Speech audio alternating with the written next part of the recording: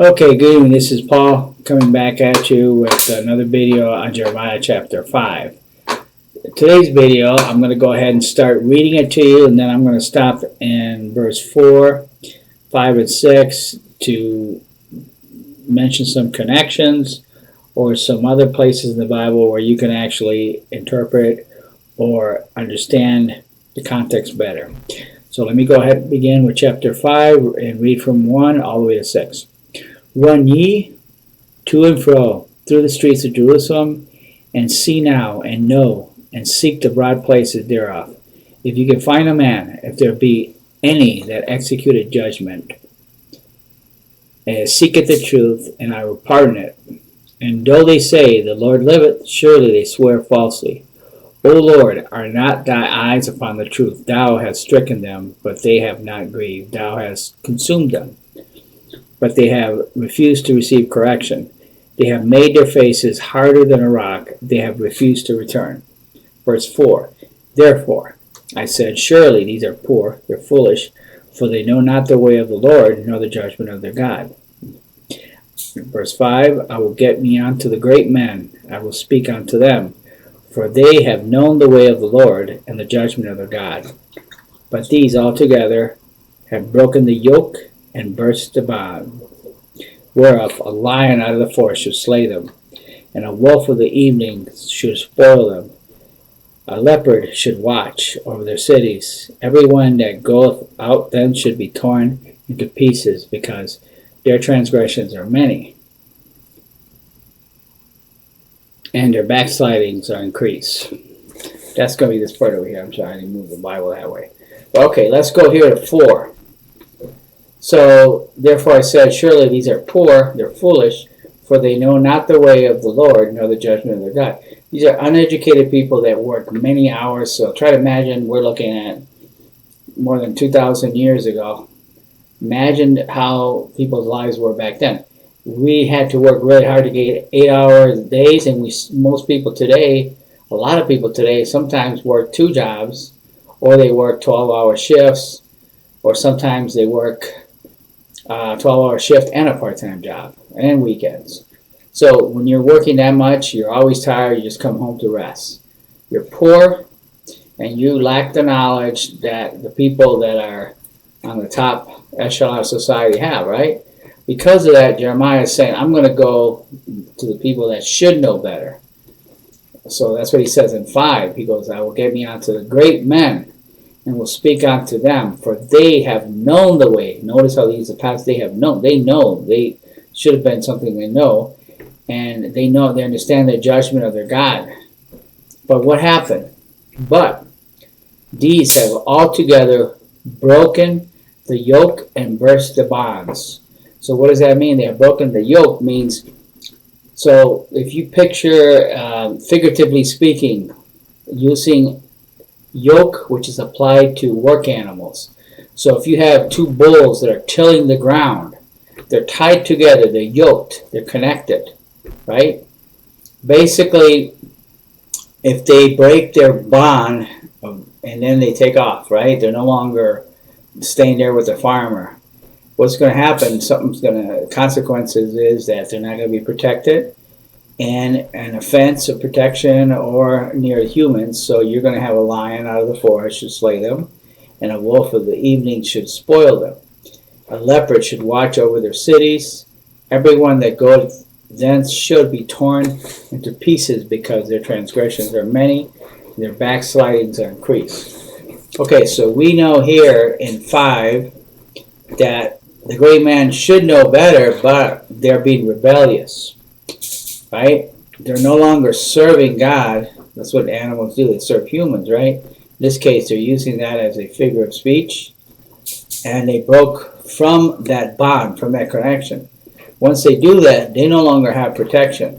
So now they're subject to the dangers that are out there in the wilderness, in the desert, at night. So now if we look at the symbols for each of these, in Daniel 7, 9, chapter 2, you have a lot of symbology, but I don't think you can apply it so much here, or maybe you can, right? So it depends. So when you look at it, you're seeing a lion out of the forest. Typically, a lion in the Bible is represented, it means Babylon. Okay? And Babylon was a world power at that time. And a wolf of the evening, that's like a desert wolf. A desert wolf is, I believe you can almost say the Chaldeans. No, not the Chaldeans. I would say a wolf. Sometimes wolf can be false prophets, or in my mind, intuitively, and this I don't think it's supported by the Bible unless you find something, that could be Rome. A leopard could be, it's Gracia or Greece, Chaldeans, or the Chaldeans, okay?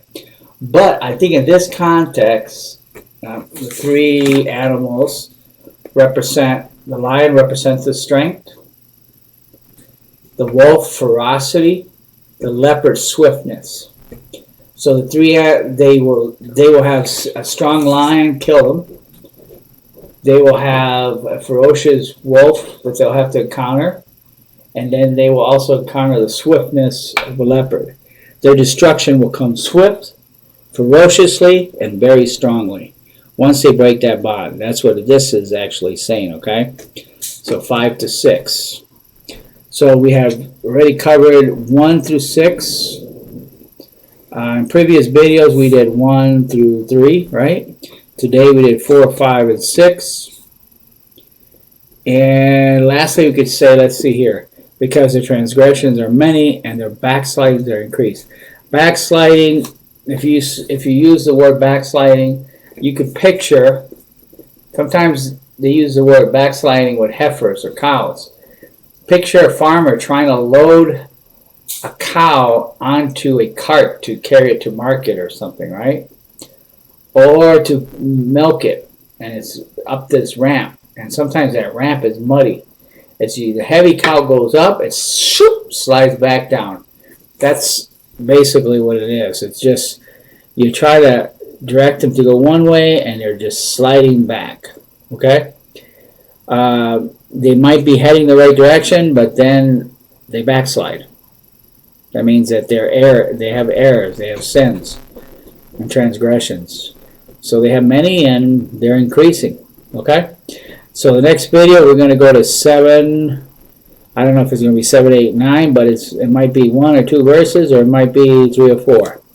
But and then when we finally get to the dream verse that I had, which was verse 29, it's the whole purpose for the series, I will have discussed most of these verses, and I'm also going to get into how, according to the Bible, how do you know if a dream is from God or if it's just something you're dreaming? And does God communicate with dreams? I'm going to bring biblical connections for that, okay? So it looks like we have 8 minutes already. I'm going to, for the sake of time, I'm going to put a page here with some precepts for the animals. If you want to study this here, and I'm going to slowly go here. So we look here, we have Jeremiah 5:6, a lion out of the forest. You have Jeremiah 2:15, Jeremiah 4:7, Jeremiah 25:38, Jeremiah 49:19. You can go to Ezekiel 14, verses 16 to 21, or Daniel 7:4. Same for a lion. You can also go to Hosea 5:14. You can go to Hosea 13:78. You can go to Amos 5, chapter 5, verses 18 and 19. You can also go to Nehemiah, chapter 2, 11 to 12. A wolf. You can find information about the wolf that connects to this chapter in Psalm 104, chapter 104, verse 20. You can go to Ezekiel 22, verse 27, and Habakkuk, chapter 1:8, and Zephaniah 3:3. To find out more about the leopard that watches over the cities, go to Daniel 7:6, Hosea 13:7, Revelation 13:2. And I'll leave it right there. I'll put some other precepts there. And we're at 10 minutes, so let me see if I can give you some more here.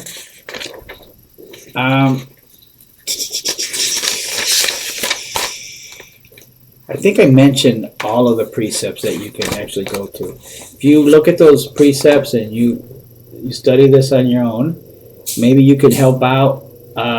Send me a message or a comment in regards to these animals. Some other notes that I have here, I'll just put them here just for the benefit of anybody who's studying this chapter. Okay, you also have the lion. This is from Daniel. Symbol Babylon. A ram with 2 horns is Medo-Persia. A rough goat is king of Gracia. A leopard is king of Gracia or a Chaldean army. Okay? And with that, we're signing out. Until next one.